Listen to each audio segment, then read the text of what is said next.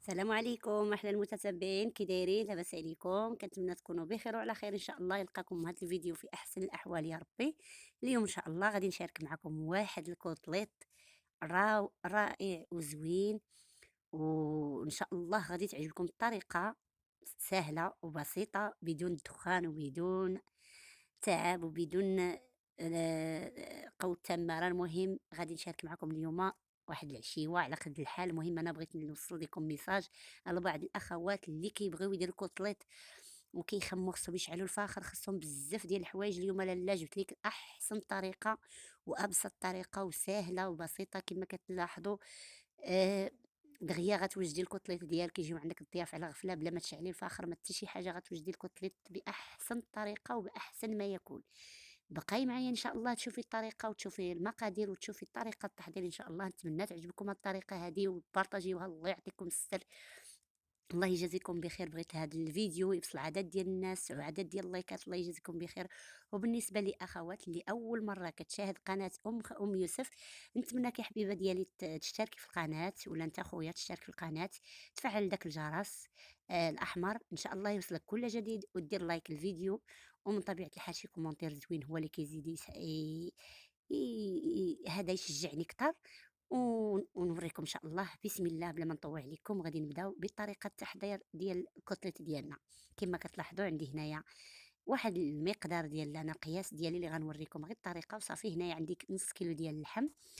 انا خواتاتي ولا خوتي بغيت نجيب الكوتليت اللي بحال الطريقه ديال الكوتليت، ولكن للاسف ما لقيتوش عند الجزار اللي حدايا، لهذا عطاني غير هاد الطروفه ديال الهبره.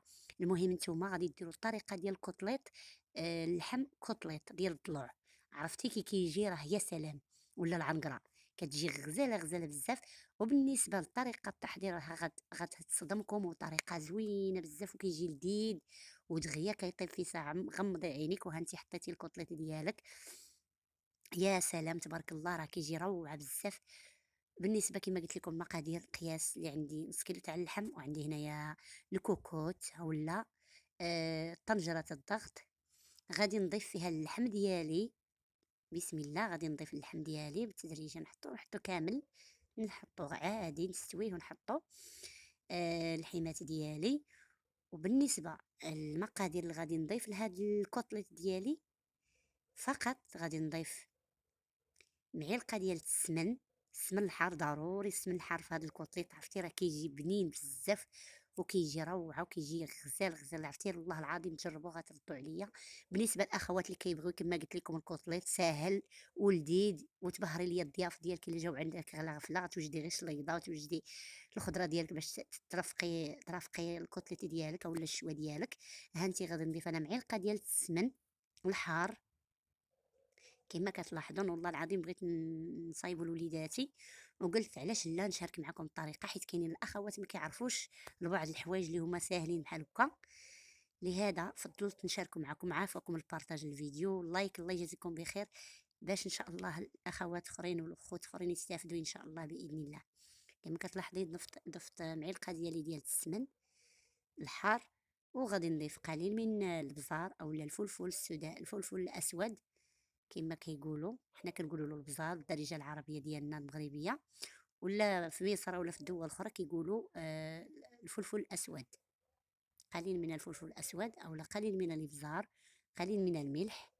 بالنسبه للخوت اخواتاتي ولا خوتي، المهم عندي، ما نكذبش عليكم، انا كندير فيه هذا ضروري، خصو يكون زعفران الحر.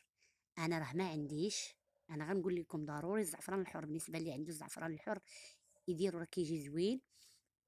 انا ما عنديش، ما نكذبش عليكم، بغيته ولكن ما عنديش، ما متوفرش عندي، تقاضى لي ما درتوش. اما هو بالزعفران الحر كيجي لذيذ بزاف. كديري شي عريشه تاع الزعفران الحر كترميهم معاهم، وشويه الملح، شويه الابزار، معلقه تاع السمن. ما ديري لا زيت لا ما لا حتى شي حاجه، فقط هاد العناصر اللي وريتك اللي غادي ديري فوق اللحم ديالك. صافي في الطنجره كما قلت لكم، وغادي نغلق عليها وغنشعل الفرن ديالي كما كتلاحظوا. الشمعه بحال الشمعه، البوطه نار مهيله، نار هادئه مره. وغادي كما كتلاحظوا ها نتوما غادي نسد انا الطنجره ديالي ديال الضغط، غنسد عليها، نزير على الكوكوت ديالي. ونركز عليكم على واحد النقطة، ما ديروش الصفارة نهائيا. الصفارة ما ديروهاش، غتخليوه هكاك وتنقصوا عليها وتخليوها حتى طيب. داك اللحم ديالنا كيتحمر اولا كيتشوى غير سميتو غير بالنفس تاع الكوكوت، والصفاره ما كايناش، وكيتشوى عا بشويه. عرفتي والله العظيم اللي جربت هاد الطريقه هذه تتعجبها بزاف بزاف. كما كتلاحظوا العافيه تكون مهيله. ونرجعوا بسم الله باش غادي نرافقوا الشلاضه ديالنا، ولا باش غنرافقوا الكوطليت ديالنا. ضفت انا هادشي اللي عندي. المهم انت غديري اللفت، غديري القرعه الصغيره، الكرجيت، غديري اللوبيا اللي عندك، اللي متوفر عندك. انا متوفر عندي خيزو والبطاطا، غادي نديرهم. انا سلقتهم سلقه، وسلقتهم وصفيتهم في الصفاي. سلقت البطاطا وخيزو، وغادي نشد نقيله، وغادي نضيف فيها ضريس تاع الثومه، وشويه ديال القزبور، شويه معدنوس، وشويه ديال الابزار، شويه ديال المليحه، وشويه ديال الزيت. وغادي نحاول نشحرهم شويه في مقيله بين ما يوجد ليا الكوطليط ديالي. بالنسبه للكوطليط البنات هانتوما كتشوفوا، شوفوا النفس اللي كتخرج ليا من الكوكوط.